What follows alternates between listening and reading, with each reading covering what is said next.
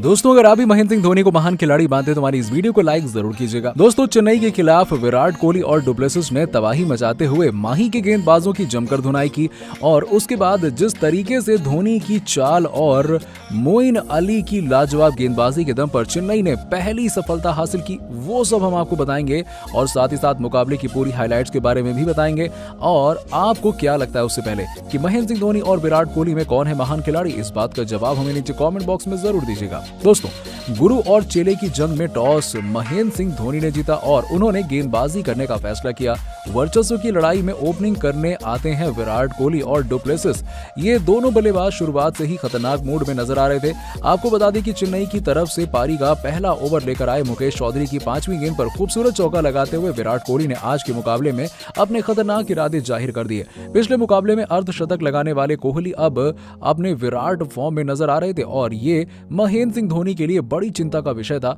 वहीं दूसरी तरफ पुरानी टीम के खिलाफ डुप्लेसिस भी अपने बल्ले से आग उगलने की पूरी तैयारी में थे। मुकेश चौधरी ने पारी के पहले ओवर की आखिरी गेंद पर विराट कोहली को रन आउट करने के चक्कर में उनको ही गेंद मार बैठे और शायद ये मुकेश चौधरी की बड़ी गलती होती, क्योंकि गेंद लगने के बाद तो विराट कोहली और भी ज्यादा अग्रेसिव हो जाते हैं और अगले ओवर में गेंदबाजी करने आए सिमरजीत की तीसरी गेंद पर आरसीबी और अपनी पारी का दूसरा चौका लगाकर कोहली ने ये फरमान जारी कर दिया कि आज चेन्नई उनका विराट रूप देखेगी। इसके बाद फिर क्या था, दोनों ही बल्लेबाजों ने 3 ओवरों के बाद आरसीबी का स्कोर 20 रन के पार पहुंचा दिया और इसके बाद आने वाला था इन दोनों बल्लेबाजों का तूफान। अब तक डुप्लेसिस और कोहली इस टूर्नामेंट में कुछ खास प्रदर्शन नहीं कर पाए थे, लेकिन चेन्नई के गेंदबाजों को यह समझना चाहिए था कि दोनों ही बल्लेबाज दुनिया भर के गेंदबाजों के लिए बुरा सपना है और कुछ ऐसी ही बल्लेबाजी करते हुए विराट कोहली और डुप्लेसिस ने पहले पावर प्ले में आतंक मचा कर रख दिया और चौथे ओवर में गेंदबाजी करने के लिए आए सिमरजीत सिंह की दूसरी गेंद पर डुप्लेसिस ने पहले चौका लगाया। इसके बाद सिमरजीत सिंह ने विराट कोहली को एक शॉर्ट गेंद डालकर टेस्ट करना चाहा।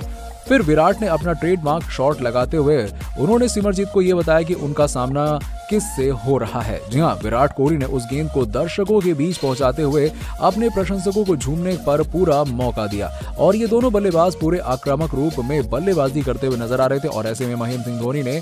विकेट लेने के लिए याद किया मुकेश चौधरी को और शायद माही को यह भी उम्मीद थी कि मुकेश उनको पहली सफलता दिलाएंगे, लेकिन मुकेश चौधरी को चारों खाने चित करते हुए डुप्लेसिस ने उनके इस ओवर में 2 चौके और एक शानदार छक्का सहित कुल 18 रन बटोरते हुए दिखाई दिए और देखते ही देखते 5 ओवर के बाद आरसीबी का एक धमाकेदार शुरुआत हो चुका था और आपको बता दें कि इसी के साथ ही 51 रनों के पार पहुंच जाती है आरसीबी और अब तक बेंगलुरु अपना एक भी विकेट नहीं गंवाई थी।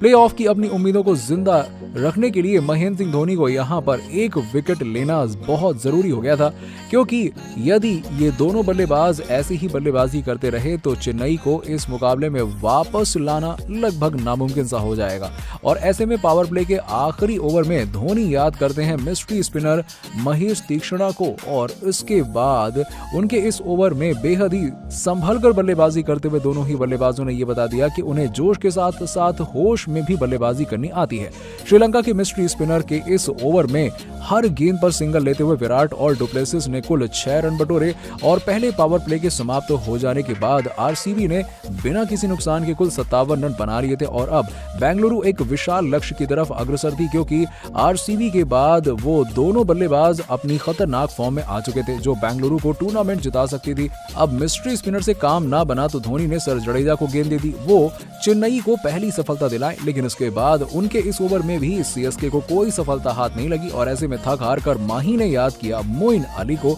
और मोइन अली ने आते ही अपनी दूसरी ही गेंद पर खतरनाक दिख रहे डुप्लेसिस को रविंद्र जडेजा के हाथों कैच आउट कराते हुए आरसीबी को एक तगड़ा झटका दे दिया। और आपको बता दें कि उनके जाने से पहले 22 गेंदों में 38 रन बनाने वाले डुप्लेसिस ने अपनी टीम को एक धमाकेदार शुरुआत दे दी और 8 ओवरों के बाद आरसीबी का स्कोर 66 रन तक हो चुका था। तो दोस्तों, आपको क्या लगता है कि चेन्नई और आरसीबी में कौन सी टीम जीतेगी, इस बात का जवाब हमें नीचे कमेंट सेक्शन में जरूर दीजिएगा और ऐसी ही खबरों के लिए सब्सक्राइब कीजिए हमारे यूट्यूब चैनल को। धन्यवाद।